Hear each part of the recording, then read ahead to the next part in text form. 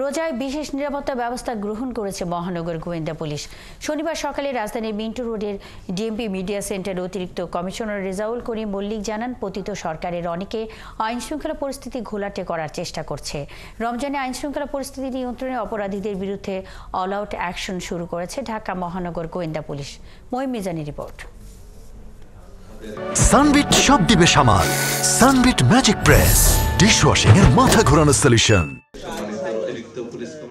রমজানকে সামনে রেখে ঢাকা মহানগরীর আইনশৃঙ্খলা পরিস্থিতি স্বাভাবিক রাখতে পরিকল্পনা নিয়ে সংবাদ সম্মেলন করেন ঢাকা মহানগর গোয়েন্দা প্রধান। জানান, পুরো রমজান মাসে স্বস্তিতে থাকবে সাধারণ মানুষ। রমজান উপলক্ষে হাতে নেওয়া হচ্ছে বিশেষ পরিকল্পনা। যে কোনো অপরাধের বিরুদ্ধেই থাকবে ডিবির জিরো টলারেন্স। আজ থেকে আমরা ডিবির চলমান কার্যক্রমের পাশাপাশি রমজানকে সামনে রেখে বিশেষ অভিযান শুরু করতে যাচ্ছি। এটা হচ্ছে এক ধরনের বিশেষ গোয়েন্দা অভিযান, যেটাতে ছদ্মবেশে আমাদের সদস্যরা মানুষের মধ্য থেকে অপরাধীদের শনাক্ত করতে পারবে। সংবাদ সম্মেলনে ডিবি প্রধান জানান, ফ্যাসিস্ট পতিত রাজনৈতিক শক্তি বিভিন্ন অপরাধের ইন্ধন যোগাচ্ছে ঢাকা সহ সারা দেশে। এ সময় ডাকাত, ছিনতাইকারী ও মাদক কারবারিদের নিয়েও কথা বলেন গোয়েন্দা প্রধান।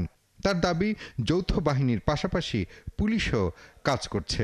সংবাদ সম্মেলনে ডিবি প্রধান বলেন, ডিবি পরিচয়ে কেউ কাউকে তুলে নেওয়ার চেষ্টা করলে তা যেন গোয়েন্দা কার্যালয়ে অবহিত করা হয়।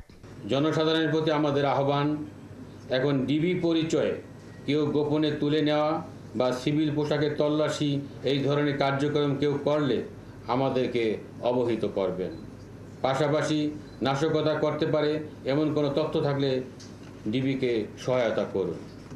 আপনাদের পরিচয় গোপন রেখে সম্পূর্ণ নিরাপদ রেখে আমরা প্রয়োজনীয় ব্যবস্থা গ্রহণ করব। কিছুদিনের মধ্যে রাজধানীতে আইন শৃঙ্খলা পরিস্থিতি উন্নত হবে বলে আশা প্রকাশ করেন ঢাকা মহানগর গোয়েন্দা প্রধান। ডিবির কার্যক্রম আরও বেগবান করা হয়েছে। মহিম মিজান, ৭১, ঢাকা।